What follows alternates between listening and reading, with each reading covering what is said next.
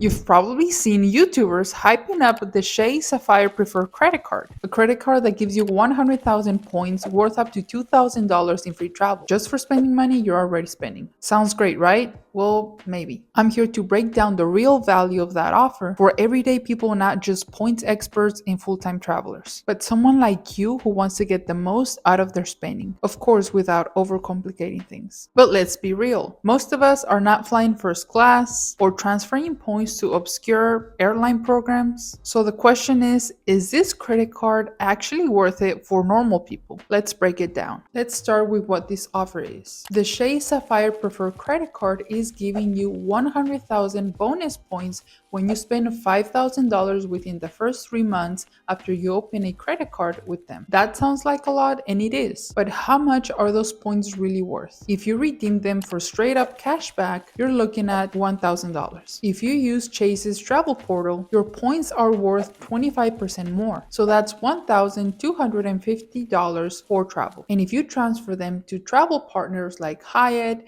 United Airlines, etc., and book strategically, some people say that you can get up to $2,000 in free travel. But that takes time, planning, and honestly, a lot of know-how. Most people aren't out here booking first-class flights or staying in luxury hotels in Thailand. So let's talk about what this card can do for someone who just wants to take a solid vacation and get a little more for their money. Let's go over the pros of the Chase Sapphire Preferred. Here's what I love about this card. Even if you're not maximizing every single point like a pro, first, the sign-up bonus is great for a trip. That's $1,250 in travel credit that can cover flights, hotels, and even rental cars. Perfect for a small family getaway. You earn 2x points on travel and dining, which adds up fast if you eat out or take occasional trips. There is no foreign transaction fees, which is huge if you travel internationally. And you can get travel insurance benefits like trip delay and baggage coverage. That can save you big time. Now let's go over the downsides. But let's be real, no card is perfect. Here are the cons you should know before you decide to jump in. The Chase Sapphire Preferred has a $95 annual fee. It's not crazy high, but it's not free either. The $5,000 spending in 3 months can be tough if you're not already spending that much. This is not free money if you're forcing yourself to buy stuff just to get to the requirement spending. And while the travel portal gives you a bump in value, some people find it more limited than just booking directly. Now the question is, should you get this card? Here's my take. It's worth it if you already spend close to $5,000 in 3 months, or if you want to take a trip within the next year or so, and if you don't want to stress about complicated point systems, but still want a solid return. It might not be for you if you don't travel at all, or you're working to pay off debt, or you're not confident that you'll hit that minimum spend responsibly. So what's the bottom line? The 100K offer from Chase Sapphire Preferred is one of the best sign-up bonuses we've seen, but it's not a magic travel hack. It's a tool, and like any tool, it works best when you know how to actually use it. And that's my take on the Chase Sapphire Preferred credit card. So if this video helped you understand this credit card a little bit better, give it a thumbs up and consider subscribing. Thanks so much for watching, and I'll see you in the next video.